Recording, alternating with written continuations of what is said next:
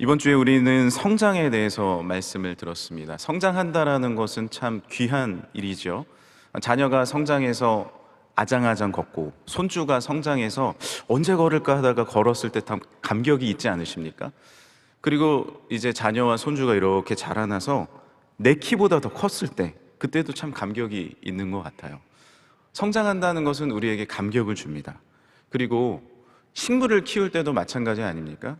저도 이제 선인장 몇 개를 이렇게 키웠는데 선인장이 이게 잘할까? 물도 안 주거든요. 선인장은 잘.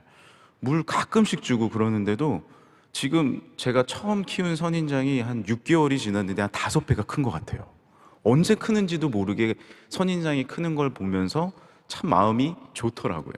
성장은 우리의 마음을 뿌듯하게 하고 성장한다라는 것은 참 감격이 있습니다. 그런데 문제는 무엇입니까? 성장은 하는데 잘못된 방향으로 성장을 한다? 이것은 우리에게 근심거리를 안겨줄 수 있습니다. 죄가 성장한다, 악이 성장한다, 슬픔이 성장한다, 우울감이 성장한다, 우리 가정에 다툼이 성장한다. 이거는 문제가 있는 거죠. 바른 방향성으로 성장하는 것이 아니라 잘못된 방향으로 성장하고 있다면 다시 그것을 끌어다가 바른 방향으로 갈 수 있도록 도와줘야 됩니다. 제가 식물 이야기를 하나 더 해드리면요, 저도 이렇게 식물을 몇 개 화분을 키우는데 취미 정도지 깊은 취미도 아닙니다. 근데 저희 어머니는 식물을 정말 많이 키우세요.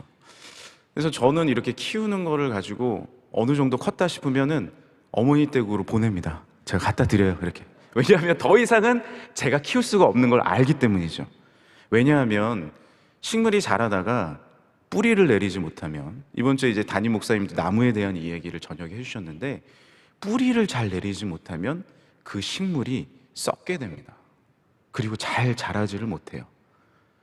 제가 라디오에서 이제 교육방송에서 식물에 대한 전문가가 나와서 나오는 얘기를 들었는데, 식물을 키운다고 말하는 수준이 있다는 겁니다. 아, 나 식물 좀 키워 라고 얘기한다면 이거 잘 들어보세요. 분갈이 하십니까? 분갈이 안 하면 식물 키운다고 말을 하지 마시라는 거예요. 그거는 식물 키우는 수준이 아니라는 거예요. 분갈이를 해줄 수 있어야 이 식물이 뿌리를 내리고 또한 식물이 더 잘 자라나도록 성장시킬 수 있어줘야 식물을 키운다라고 본격적으로 얘기할 수 있는 것입니다. 그러니까 저희 어머니는 분갈이를 하시거든요. 분갈이를 하세요. 그리고 더 잘 자라면 아예 땅에 심어주시더라고요. 또 그런 식물이 있고 아닌 식물이 있는 것입니다. 우리가 바른 방향성으로 자라나도록 돕는 것 너무 중요한 것이죠. 그리고 우리가 뭔가 자라나지 못하고 영적 성장을 이루지 못하고 문제가 있게 멈춰 있다는 것, 그것도 누군가의 도움을 내가 받아야 된다는 것을 의미합니다. 오늘 말씀도요, 에베소서 말씀도 교회가 어떻게 바르게 자라날 것인가, 가정이 어떻게 바르게 자라날 것인가를 말씀해 주고 계십니다. 에베소서 4장은 교회가 어떻게 한 마음으로 서로 사랑하며 믿음으로 자라날 것인가를 말씀하시고요, 이후 6장에 가면요, 부모와 남편과 아내의 관계, 부모와 자녀의 관계, 종과 상전의 관계, 우리의 공동체와 가정의 자람을 이야기를 하고 있습니다. 우리는 어느 성장의 방향을 갖고 있어야 합니까? 분명히 오늘 말씀 13절을 통해서 우리에게 알려주시는 것은요, 우리가 다 하나님의 아들을 믿는 것과 아는 일에 하나가 되어 온전한 사람을 이루어 그리스도의 장성한 분량이 충만한 데까지 이르리니. 할렐루야. 그리스도의 장성한 분량, 예수 그리스도를 바라보면서 주님을 우리의 선생님으로 바라보면서 그분을 향해 나아가는 것, 그것이 우리의 방향성이라고 말씀해 주십니다. 15절도 한번 같이 읽어볼까요? 4장 15절입니다. 시작. 오직 사랑 안에서 참된 것을 하여 범사에 그에게까지 자랄지라. 그는 어린이 곧 그리스도라. 아멘. 우리가 사랑하고 참된 것을 하는 것 중요합니다. 그런데 누구를 바라봐야 된다고요? 그리스도, 우리의 머리 대신 그리스도를 바라보고 주님을 향하여 자라나야 된다라는 것입니다. 초대교회에도 성장을 많이 이루었습니다. 가정의 성장을 이뤘고요, 개인의 영적인 성장을 이루었고요, 교회의 성장을 이루었습니다.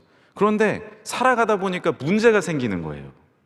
에베소 교회에서는 이방인과 유대인 사이에 갈등이 시작되기 시작하고, 고린도 교회에서도요, 분파 간의 갈등이 일어나기 시작하고, 또한 이단의 침입이 있기 시작하고 내 영적으로서 무엇이 주님 안에서 살아가야 하는 것인지 잘 알지 못하고 분간하지 못하는 문제점이 생겨나는 거예요.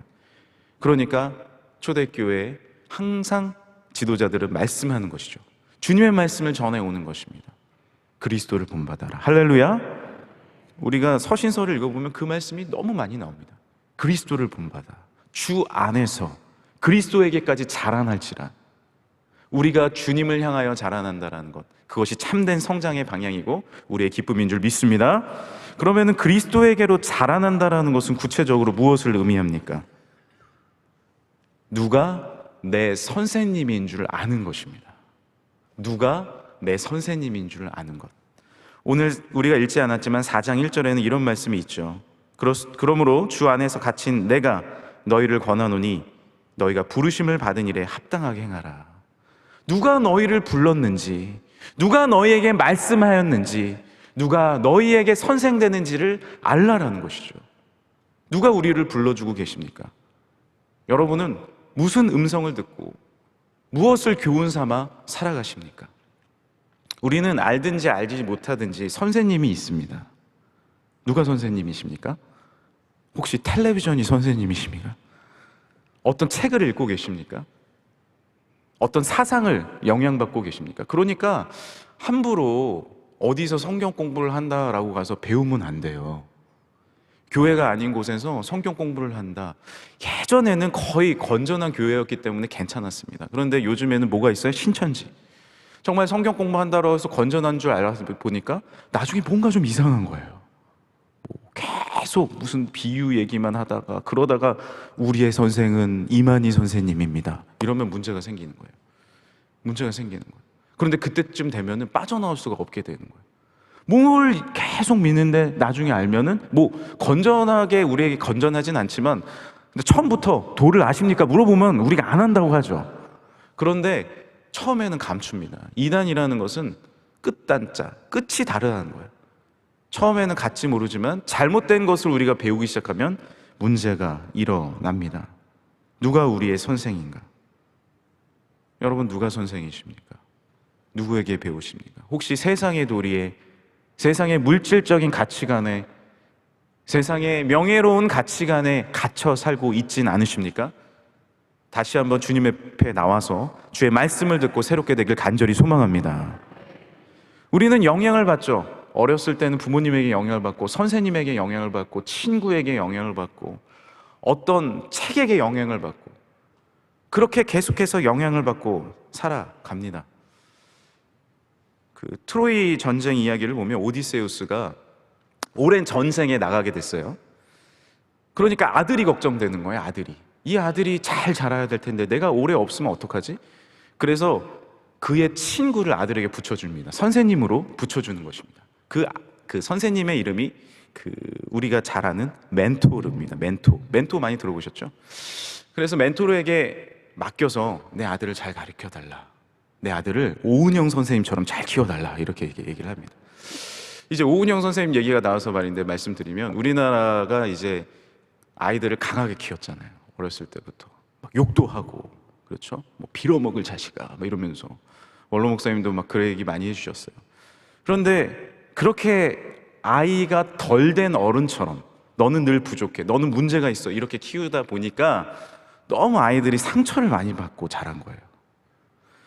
그래서 새롭게 등장한 교육법이 한 20년 전부터 이제 강하게 나온 교육법이 뭐냐 하면 아이들에게 잘해주라는 거예요. 얘기 잘 들어주고 아이들한테 이해해주고 잘못해도 괜찮다 해주고 늘 품어주라는 겁니다. 그런데 여기서도 문제가 생겼어요. 강한 정이 있으니까 강한 반이 생긴 거죠. 정반. 그런데 이제 오은영 선생님은 정신 분석학을 연구한 의사입니다. 그래다가 거기에다가 이제 교육학을 같이 하니까 이 문제를 본 거예요. 너무 잘해주면 안 된다는 거죠. 훈계를 해야 된다.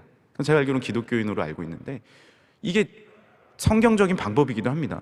너무 잘해주면 안 돼요. 손주들이요 막 귀엽다고 우리 장로님들, 권사님들이, 우리 집사님들이 너무 잘해주면요 뭐 어쩔 수 없죠. 할아버지시니까 할머니니까. 근데 애들이 버릇이 없어져요. 그러니까 엄마 아빠 앞에서는 말 잘 듣다가 할아버지만 딱 나타나면 어떻게 합니까? 으악 울어요. 할아버지, 엄마, 아빠가 나를 이렇게 괴롭혀. 그러면 이리 와, 이리 와. 너희는 너 왜 애들을 괴롭히고 힘들게 하니? 이러면은 애들이 딱 아는 거예요. 애들이요, 눈치가 정말 빠릅니다. 눈치를 보려고 해서 보는 게 아니라 감각적으로 알아요. 할아버지, 할머니는 나를 사랑하는 분, 무조건. 물론 거기서 하나님의 사랑을 깨닫겠죠. 그러나 너무 오냐오냐만 하면 아이들 버릇이 없어져요. 훈계할 땐 훈계하고 아니다 하고 할 땐 아니다라고 하는 거예요. 그래서 며느리가 너무 혼낸다 싶어도요, 이것이 아니다라고 생각하면 기다려 주십시오. 가만히. 할아버지! 해도 그건 뭐예요? 뭐 같이 혼낼 수는 없지만 말은 하지 않지만 너 이거 잘못했다는 거죠. 조금 기다려 주셨다가 나중에 안아주셔도 늦지 않아요. 근데 제가 다시 돌아와서 멘토가 그렇게 가르친 거예요. 아닌 것은 아니고 잘하는 것은 잘한다라고 멘토가 그렇게 알려주니까 아이가 잘 자란 거죠. 그래서 오디세우스가 돌아와서 감동을 한 거예요. 내 아이가 참 잘 자랐다. 그래서 유명하게 남긴 말이 뭐냐면 역시 멘토답구나. 그래서 멘토를 선생님, 멘티를 학생 이렇게 많이 부르는 것입니다. 누구에게 배우느냐가 너무 중요한 것입니다. 누구에게 배우느냐. 우리가 함께 이렇게 교회에 와서 하나님의 말씀을 배우고, 할렐루야, 그리스도에게 배우고, 또 신약 시대는 우리에게 성령을 허락하여 주셔서 우리의 마음 가운데 성령님이 늘 뜨겁게 해주시고 은혜를 주시는 줄 믿으시길 바랍니다. 그래서 산에 올라가셔야 돼요. 산상성회. 제가 어제까지 있다가 내려왔거든요. 어제까지 있다가 내려왔는데 아직 이제 거의 아마 2차에 가시거나 뭐 갔다 오신 분도 계시겠지만 너무 좋습니다. 원로 목사님이 이렇게 말씀하셨어요. 1,000원, 2,000원, 5,000원. 정말로 공기도 너무 좋고 말씀으로 우리가 교육받는 것이 너무 좋습니다.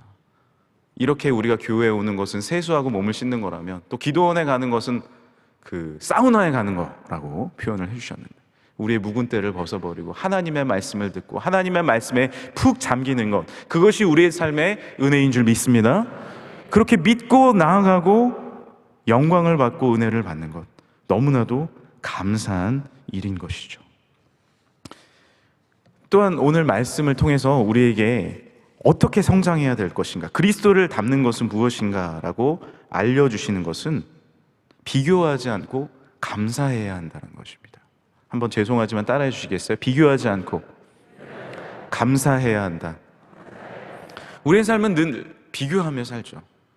참 인간의 본능입니다. 내 아이가 성적을 잘 받아왔어요. 뭐 A 플러스 많이 있고 B 하나 딱 C가 있어요.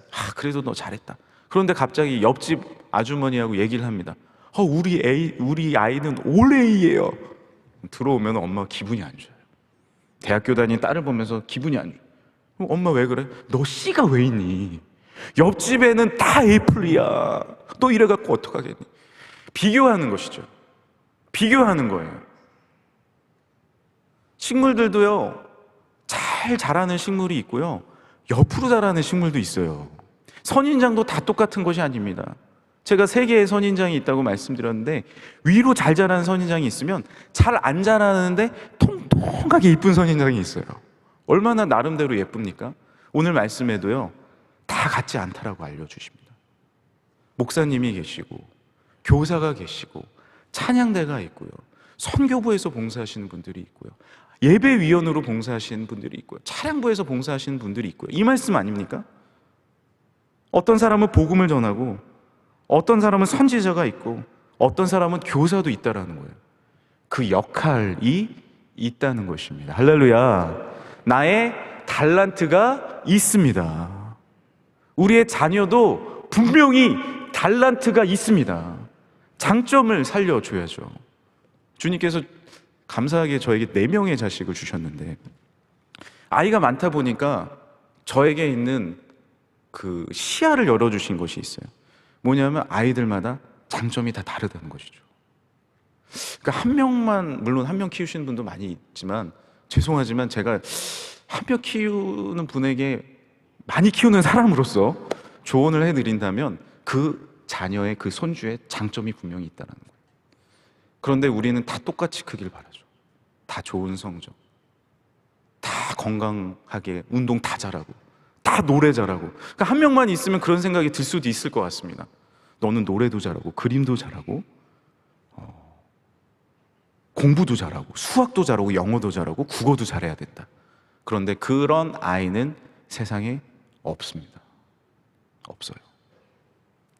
하나님께서는 우리에게 분명한 달란트를 주셨습니다. 은사를 각양각색으로 주셨습니다. 그래서 어떤 분은 찬양을 잘하기 때문에 찬양대에서 봉사하시는 것이 맞아요. 어떤 분은 가르치는 것을 좋아하세요. 그거 은사입니다. 내가 무엇을 좋아하는지를 발견하는 거 너무 감사한 거예요. 거기에 가서 봉사하는 것이 너무 감사해요. 그런데 나는 차만 보면 기뻐요. 방향등을 딱 들고 이렇게 왔다 갔다 하는 게 좋아요. 차량부로 가셔야 돼요. 차가 무슨 차인지 보기만 해도 안다. 저는 모르거든요. 근데 어떤 교역자분은 보면은 딱 차가 지나가면 K9이네. 오, 깜짝 놀라요. 제네시스 G80. 어떻게 아는지 모르겠어요, 저는. 차량부로 가셔야 돼요. 차량부 담당 교역자를 해야죠. 은사에 따라서 내가 봉사할 곳에서 봉사하는 것 얼마나 복된 일입니까? 할렐루야. 비교하려고 하면 끝이 없습니다. 내 사업체와 다른 사업체를 비교하려고 하면 끝이 없습니다. 우리 가정과 다른 가정 비교하다 보면 끝이 없어요. 저 가정 부러우시죠? 그런데 그 가정은요, 놀랍게도 우리 가정을 부러워하고 있어요. 왜냐하면 보이는 건 한계가 있으니까요. 가정 안에 들어가 보십시오. 다 문제 있지 않습니까? 다 어려움이 있습니다. 다 아픔 있습니다. 그런데 보이는 것만 가지고 그 가정을 부러워한다? 아니요. 내 가정을 바라보십시오. 할렐루야. 그 가정 가운데 주시는 은혜가 너무나도 많은 거예요. 남을 부러워한다? 아니요. 내 안에 있는 은사를 바라보십시오. 할렐루야. 분명히 하나님이 은사를 주셨습니다. 분명히 하나님이 감사를 주셨어요. 그래서 감사일기를 좀 적어보라 그러잖아요. 감사일기. 그리고 아니면 기도 제목이라도 좀 적어보시라는 거예요. 기도 제목을 저도 적어봤거든요. 적었습니다. 그러다가 또 까먹고 안 적었어요. 그러다가 어느 날 한 1년이 지났나요? 기도 수첩을 발견한 거예요. 아이고, 내가 기도 제목을 안 적었네? 그리고 나서 1년 전에 적은 기도 제목들을 쭉 봤어요.